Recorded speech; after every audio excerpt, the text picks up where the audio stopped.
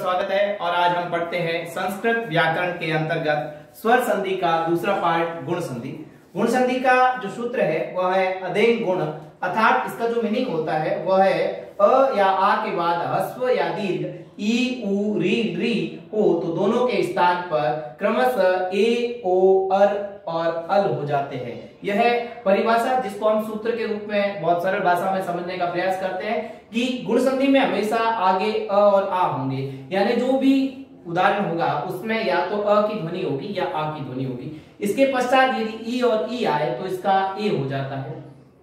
अ और आ के पश्चात यदि उ और उ आए यानी उ भी आ सकता है और बड़ा उ भी आ सकता है, तो ऐसी स्थिति में उसका क्या बन जाएगा, ओ बन जाएगा।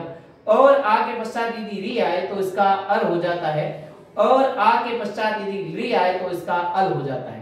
तो हमारे को ये सूत्र पूरा ध्यान में रखना है कि गुण संधि जिसके अंतर्गत गुण आ जाता है अर्थात ए ओ अर और अल हो जाता है, ऐसे परिवर्तन जो होंगे और आ के पश्चात जो ई और ई आने पर ए बनेगा, उ और उ आने पर ओ बनेगा, री आने पर अर बनेगा और री आने पर अल बनेगा। इसको हम क्रमशः उदाहरणों के द्वारा एक एक चीज को पढ़ने का प्रयास करते हैं। बिल्कुल मान लो अ और ई, अ के पश्चात ई आता है, अ भी ह्रस्व है और ई भी ह्रस्व है, तो यहाँ पर ए बनता है। जैसे नर धन इंद्र शब्द बनेगा नरेंद्र, यानी अ के पश्चात र में ई अ शब्द है और यहाँ ई है तो ये नर में ई गया और ये बना नरेंद्र।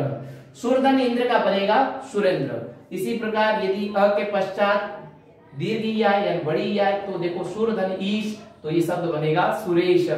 दिन धन ईश तो इसमें बनेगा दिनेश। तो यहाँ पर बड़ी ई आने पर भी ए की मात्रा ही बनी। एश का मतलब होता है ए खुद के ऊपर कोई मात्रा नहीं होती है, लेकिन इसकी जो चिन्ह होता है वह एक मात्रा होता है। इसी प्रकार हम दीर्घ में आए कि आगे आ हो और आगे उसके आगे बड़ी ई हो तो या तो भी ए ही बनेगा। जैसे रमाधन ईश और ये बनेगा रमेश। रमा का ईश अर्थात लक्ष्मी का ईश्वर यानी भगवान विष्णु के लिए कहा गया है। महाधन ईश तो ये हो जाएगा महेश, सबसे बड़े देवता अर्थात महादेव। और उसके पश्चात यदि हम कहें कि आ के पश्चात छोटी ई आए तो भी ए बनेगा। यथा धनिष्ठ शब्द बनेगा यथेष्ट, तो आ आने पर भी ए बनेगा। तथा धनिति इसका बनेगा तथेति। तो हमने चार तरह के जो उदाहरण बनते हैं एक पहले सूत्र में, वो चारों उदाहरणों को पढ़ा है। नेक्स्ट में आ जाते हैं और आ के पश्चात उ और उ आने पर ओ बनेगा। तो अ के पश्चात यदि उ आएगा तो शब्द बनेगा, वर्ण बनेगा, क्या बनेगा, ओ बनेगा। जैसे सूर्य धन उदय, सूर्य में अ, य के अंदर अ की ध्वनि और पीछे उ जुड़ा तो ये बन गया सूर्योदय है, तो यहाँ पर सूर्योदय ओ की ध्वनि बनी है। नेक्स्ट पर धन उपकार, तो अ में उ गया तो यहाँ पे बन गया परोपकार, तो अ और उ मिलके क्या बना, ओ, और ये शब्द बना परोपकार। तो यहाँ पर ओ का निर्माण हुआ।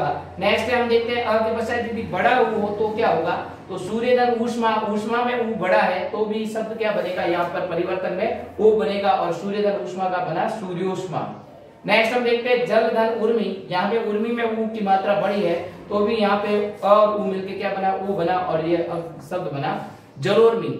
नेक्स्ट हम देखते हैं आगे हम देखते हैं कि आ के पश्चात यदि उ आए, आ के बाद में भी उ आता है तो भी क्या बनता है, ओ बनता है। जैसे महा, महा में आ की ध्वनि है और पीछे उत्सव में उ छोटा है तो भी शब्द क्या बन रहा है, महोत्सव। महाधन उदय, आ में उ गया और यहाँ पर ओ बना और शब्द क्या बना, महोदय।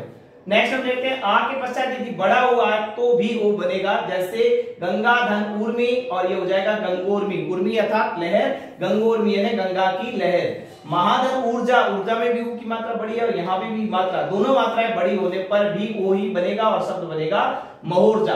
और इसी प्रकार यहाँ पर गंगोर्मी और महोर्जा। तो ये थे उदाहरण हमारे ऊ के। अब हम री के जो उदाहरण देखते हैं कि अ के पश्चात री हो तो भी अर बनेगा और आ के पश्चात री होगा तो भी अर बनेगा। दो तरह के उदाहरण हम देखने को मिलते हैं। जैसे देव धन ऋषि, तो यहाँ पर शब्द जो बनेगा देव ऋषि, देवर्षि, यानी जो री था वो अ में चला गया तो शब्द बना अर। अर बनने के पश्चात तो जो र आधा था वो ऊपर चढ़ गया और शब्द बन गया देवर्षि।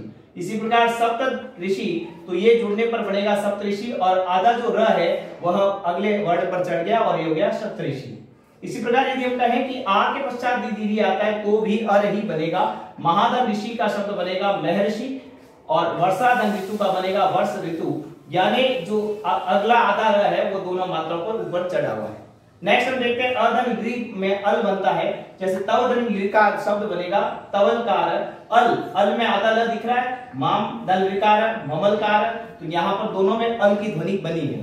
नेक्स्ट हम देखते हैं आदन री में अल बनता है मालादन रिकार, इसमें भी माललकार ही बनेगा, आ की ध्वनि आने पर भी कोई विशेष परिवर्तन नहीं होगा। तो ये हमने देखो पहले हमने उदाहरण देखे ई से ए बना, ऊ से ओ बना, री से अर बना, री से अल बना, ये 4 उदाहरण देखे। लेकिन बड़े बड़े एग्जाम में कई बार ऐसे उदाहरण दिए जाते हैं जो गुण संधि के अपने आप में अपवाद है। जैसे सुख धन रित, हमारे संधि के अनुसार तो यहाँ पर अ के पश्चात री आने पर अर बनना चाहिए, लेकिन अर नहीं बनकर यहाँ पर आर बन रहा है, जो कि गुण संधि का अपने आप में क्या है, अपवाद है। तो सुख धन रित का यहाँ पर सुखार्थ बनता है, अपवाद ही बड़े बड़े एग्जाम में ज्यादातर पूछे जाते हैं। दुख धन रित, इसमें भी क्या बन रहा है, दुखार्थ, जो कि हमारे गुण संधि के नियमों को तोड़ के ये चीजें बन रही है, इसलिए ये उसके अपवाद में आते हैं। अक्षधन उही नहीं, तो ये बन जाएगा अक्षधन उही नहीं, अ के पश्चात उ होने पर ओ बनना चाहिए, लेकिन यहाँ पर ओ की ध्वनि बन रही है।